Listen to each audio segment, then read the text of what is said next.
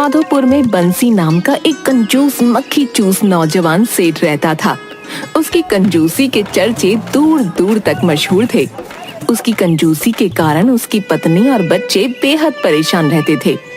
बंसी आज भी दोपहर के वक्त आराम से पड़ा पड़ा खर्राटे लेकर सो रहा था कि तभी उसकी पत्नी रज्जो ने आकर उसे जगा दिया। क्या हुआ? इतने अच्छे अच्छे सपने देख रहा था, क्यों जगा दिया मुझे? दोपहर के 12 बज गए हैं, अभी तक तुम कुछ पकाने को लेकर नहीं लाए। राजू को भूख लग रही है, आज दोपहर में कुछ खाने को बनेगा कि नहीं? अरे कल ही तो मैं भिंडी लेकर आया था, इतनी जल्दी खत्म भी हो गई। बोल तो ऐसे रहे हो जैसे कि कल 5 किलो भिंडी लेकर आए हो। तुम जो भिंडी लेकर आए थे आधी से ज्यादा तो उसमें खराब निकल गई। और मत भूलो राजू अब 12 साल का हो गया है। अरे अगर 12 साल का हो गया है तो क्या 12 आदमियों का खाना खाएगा? कुछ तो शर्म करो, एक ही बेटा है हमारा। मेरी तो समझ ही नहीं आता कि आखिर इतनी दौलत का क्या करेंगे आप। अरे अगर मुझे दौलत विरासत में मिली है तो क्या मैं दौलत ऐसे ही लुटा दूं? तुम्हें पता है पैसे कितनी मेहनत से कमाए जाते हैं। अब सुबह सुबह मुझे लेक्चर मत दो, जाता हूँ बाजार। सुबह नहीं दोपहर बोलिए जी। और सुनो, बाजार में जाकर कल की तरह खराब सब्जी मत उठा लाना। सस्ते के चक्कर में तुम ये भी नहीं देखते कि कौन सी सब्जी खराब है और कौन सी नहीं, बस पैसे बचाकर उसे उठा लाते हो। अरे जिसे तुम खराब कह रही हो वो सब्जी खराब नहीं होती, बस थोड़े से दाग लगे होते हैं उसमें। और भी तो बहुत से लोग ऐसी ही सब्जी खाते हैं, तो क्या वो बीमार पड़ जाते हैं? हे भगवान, पता नहीं कौन सा दिन था जब मेरे पिताजी ने मेरी शादी आपके साथ की थी। एक आपके पिताजी थे जो कितने दयालु थे। उनके समय में कोई भी व्यक्ति खाली हाथ नहीं जाता था। और एक तुम हो विकट के कंजूस। तुम्हें अपने पिताजी का एक भी लक्षण नहीं है। हाँ हाँ जानता हूँ मैं पिताजी की तरह बेवकूफ नहीं हूँ। पिताजी एक बेवकूफ इंसान थे जो अपनी दौलत गरीबों और भुखमरों में लुटाते रहते थे। पर मैं अक्लमंद हूँ, मैं पैसे बहुत सोच समझकर खर्च करता हूँ। ठीक है, अब मैं आपसे बहस नहीं करना चाहती। जल्दी बाजार जाइए और सब्जी लेकर आइए, राजू भूखा है। बंसी झोला लेकर बाजार की तरफ निकल गया। पता नहीं मेरे बेटे को कितनी भूख लगती है। अब बताओ, कल रात के 10 बजे ही तो खाना खाया था और फिर भूख लगने लगी। ये कोई तरीका हुआ?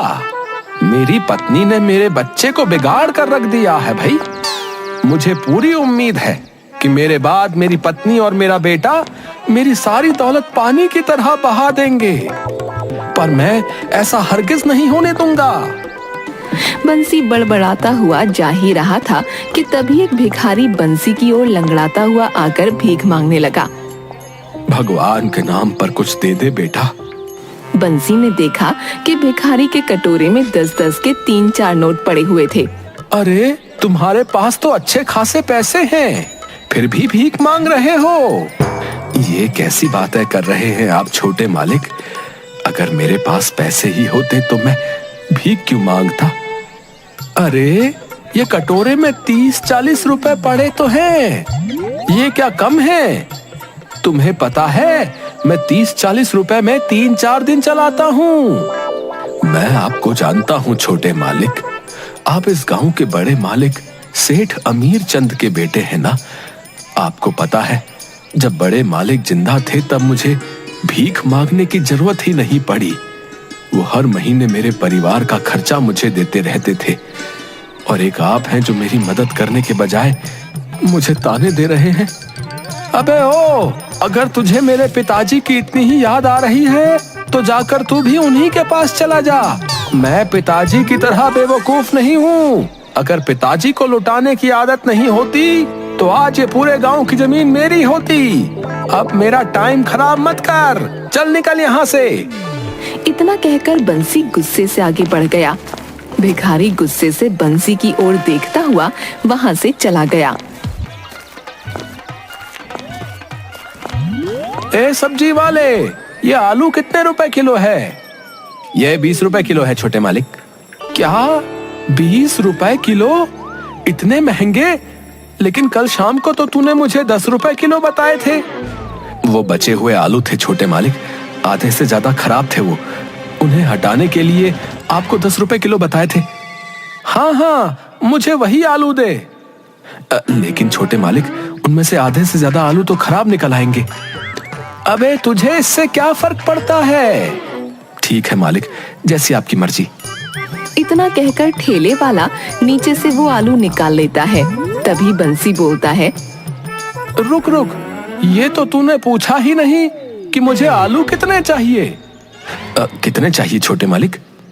250 ग्राम। क्या, सिर्फ 250 ग्राम? छोटे मालिक, 250 ग्राम में मुश्किल से 3 आलू ही चढ़ेंगे और उसमें से आधे से ज्यादा खराब निकल आएंगे। पागल हो गया है क्या? मैं पूरे दिन 10 रुपए की सब्जी खरीद कर अपने घर के लिए ले जाता हूँ। मुझे लेक्चर मत दे। चल जल्दी से, जितना मैं कहता हूँ बस उतना ही निकाल। बंसी की बात पर सब्जी वाले को गुस्सा तो बहुत आता है, लेकिन वो गुस्सा दबा कर रह जाता है। कुछ देर के बाद बंसी खराब सब्जियां लेकर अपने घर की ओर चला गया।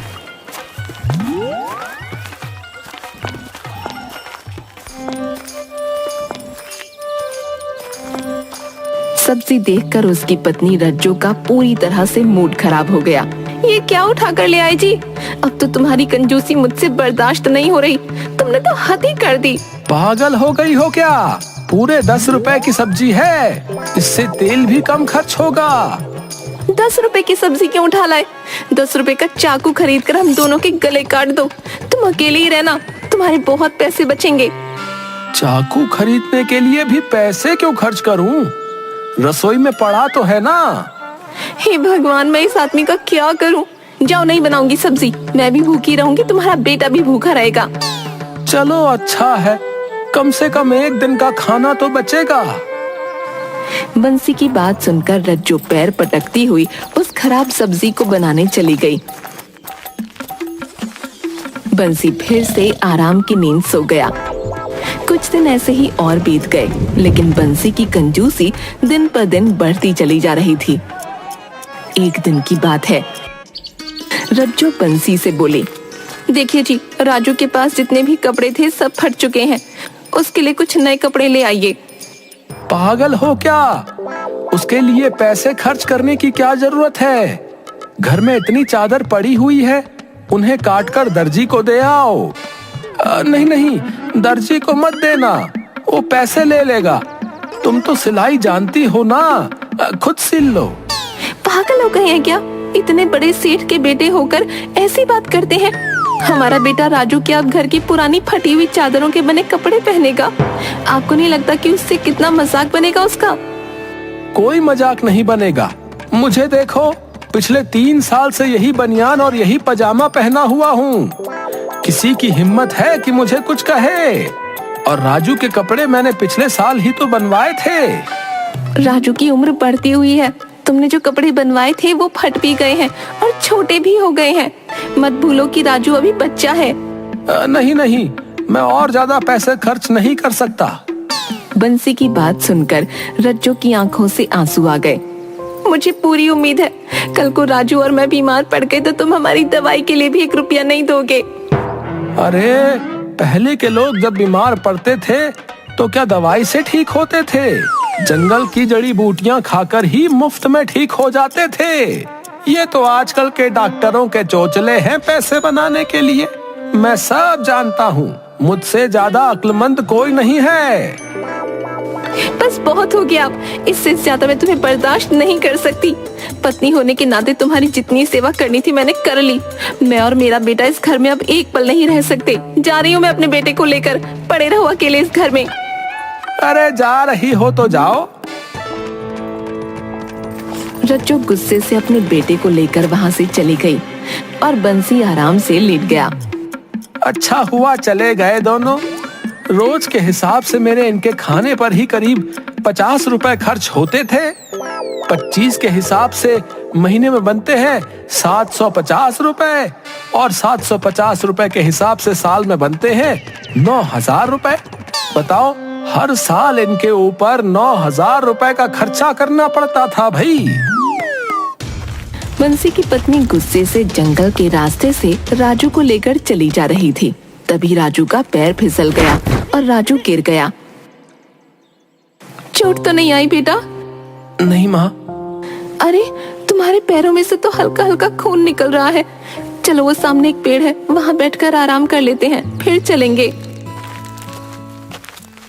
रज्जो राजू को लेकर उस पेड़ के नीचे बैठी ही थी कि तभी वहां पर एक साधु भिक्षा मांगने आ गए। ईश्वर के नाम पर बाबा को कुछ दे दे बेटी। क्या बाबा, आप भी किससे मांग रहे हो जिसका पति जिसे एक पैसा भी नहीं देता? रज्जो की बात सुनकर साधु रज्जो को गौर से देखने लगा। मैं तुझे जानता हूँ, तू सेठ अमीर चंद की बहू है ना? अरे आप तो मुझे सचमुच जानते हैं, आपने सही पहचाना।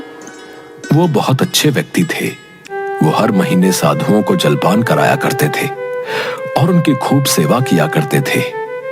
हाँ, लेकिन उनके इस दुनिया से जाने के बाद उनके बेटे ने इस परंपरा को तोड़ दिया। वो दान देने में बहुत ज्यादा मशहूर थे और उनका बेटा कंजूसी में, वो भी इतना कंजूस कि इतनी दौलत होने के बाद भी अपने बेटे के लिए कपड़ा तक नहीं बनवा सकता। लगता है तुम अपने पति से बहुत ज्यादा परेशान हो। वैसे मैंने उसकी कंजूसी के चर्चे सुने हैं। सिर्फ तुम ही नहीं बल्कि पूरा गांव उसकी कंजूसी से परेशान है। जाओ बेटी, घर जाओ, कल से तुम्हारा पति सुधर जाएगा। सच में बाबा? साधु ने रहस्यमयी अंदाज में मुस्कुराकर कहा। हाँ, सच में। साधु के कहने पर रज्जो वापस अपने पति के घर चली गई।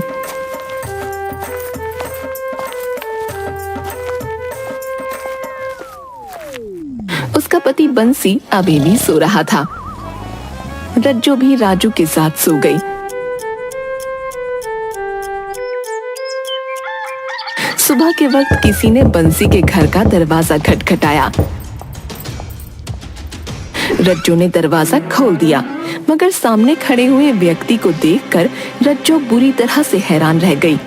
उसने देखा दरवाजे पर उसके ही पति का हमशक्ल खड़ा हुआ मुस्कुरा रहा था। दैया रे दैया, तुम तो अंदर सो रहे थे। क्या एक ही रात में कंजूसी के साथ साथ जादूगरी भी सीख ली तुमने? मुझे अंदर आने के लिए नहीं कहोगी भाभी? भाभी, पर मेरा तो कोई तेवर नहीं।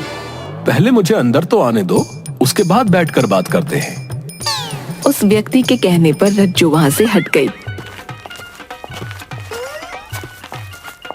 बंसी सो रहा था। जुड़वा तो मैंने बहुत देखे हैं, लेकिन तुम तो हूबहू बिल्कुल मेरे पति की शक्ल के हो। मेरा नाम चंदू है भाभी, मैं आपका देवर हूँ और बंसी का जुड़वा भाई। इतना कहकर चंदू ने बंसी को सोते से उठा दिया। अरे तुम तो अपने घर चली गई थी, फिर वापस क्यों आ गई? आंखें खोलो भैया, मैं हूँ तुम्हारा जुड़वा भाई। अपने घर में किसी आदमी की आवाज सुनकर बंसी उठकर बैठ गया, मगर सामने अपने हमशक्ल को देखकर वो बुरी तरह से हैरान होकर बोला। कौन है तू? तुम्हारा जुड़वा भाई है। मेरा जुड़वा भाई पागल हो गया है क्या? मैं अपने पिताजी की इकलौती संतान हूँ, मेरा कोई भाई नहीं है। नहीं भैया, आपको कोई गलतफहमी हुई है।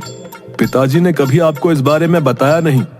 पिताजी ने मुझे बचपन से ही यहाँ से अलग रखा था, पर कुछ दिनों पहले ही मुझे पता चला कि पिताजी अपनी सारी जायदाद मेरे नाम कर गए, इसलिए मैं तुरंत दौड़ा चला आया यहाँ। तेरा दिमाग तो ठीक है। अरे सारी दौलत मेरी है, तू जरूर कोई बहरूपिया है जो मेरी दौलत लूटने आया है। ऐसा नहीं है बंसी भैया, मेरे पास जायदाद के सारे कागजात हैं। इतना कहकर चंदू ने अपने बैग से कुछ कागजात निकालकर बंसी के सामने रख दिए। ये देखिए, इसमें इस वसीयतनामे में पिताजी के हस्ताक्षर हैं। पिताजी बहुत ज्यादा दयालु थे बंसी भैया, और मैं भी उन्हीं पर गया हूँ। अब मैं ये सारी दौलत सारे गांव में बांट दूंगा। पिताजी की आत्मा को शांति मिलेगी। क्या खाक शांति मिलेगी? मान ना मान, मैं तेरा मेहमान, मैं तुझे जानता तक नहीं, और ये कागज ये फर्जी है। चंदू और बंसी आपस में बुरी तरह से झगड़ा करने लगे। बंसी मानने को तैयार ही नहीं था कि चंदू उसका भाई है। ये सारा नजारा हैरत से राजू और रज्जो देख रहे थे। बात इतनी बड़ी थी कि उन दोनों को गांव के मुखिया के पास जाना पड़ा। सारा गांव वहां पर मौजूद था और उन दोनों भाइयों को हैरत से देख रहा था। मुखिया वसीयतनामा देखकर बंसी से बोले, वसीयत में तेरे पिताजी के यानी सेठ अमीर चंद के हस्ताक्षर हैं। इसकी शक्ल जो है हूबहू तुझसे मिलती है।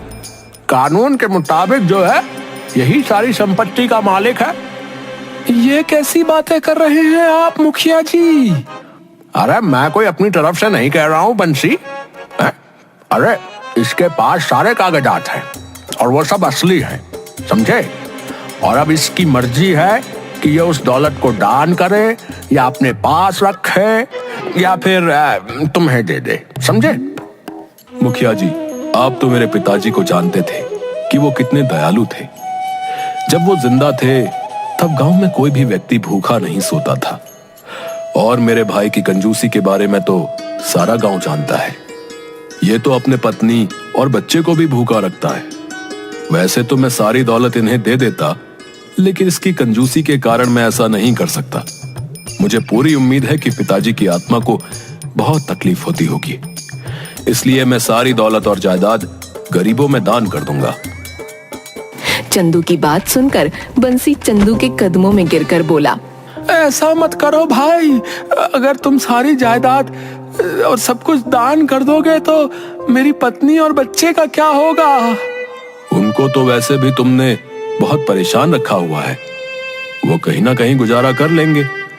बंसी को अब अपनी कंजूसी का एहसास हो गया और वो दिल ही दिल में बहुत ज्यादा शर्मिंदा होकर बोला, अगर तुम ये जायदाद मेरे पास ही रहने दोगे तो मैं वादा करता हूँ कि मैं भी पिताजी की तरह दयावान बनूंगा और अपनी कंजूसी की आदत को छोड़ दूंगा।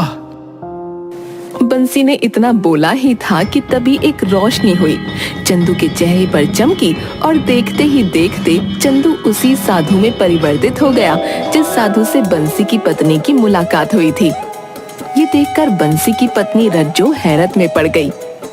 तेरी आंखें बता रही हैं कि तुझे अपनी गलती का पश्चाताप है। ये सारा नाटक मैंने तुझे सुधारने के लिए किया था ताकि तेरी आंखें खुल जाएं। रज्जो तुरंत साधु के पैरों पर गिरकर बोली, साधु महाराज, मुझे नहीं मालूम था कि आप इतने पहुंचे हुए साधु हैं। मैं कोई मामूली साधु नहीं हूँ बेटी, बल्कि मायावी साधु हूँ। तेरी आंखों की उदासी मुझसे उस वक्त देखी नहीं गई।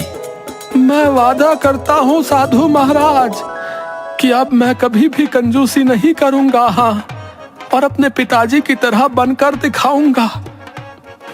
बंसी की बात सुनकर साधु मुस्कुराता हुआ वहां से गायब हो गया और उस दिन के बाद से बंसी अपने पिताजी की तरह दयावान हो गया और उसकी कंजूसी की आदत खत्म हो गई।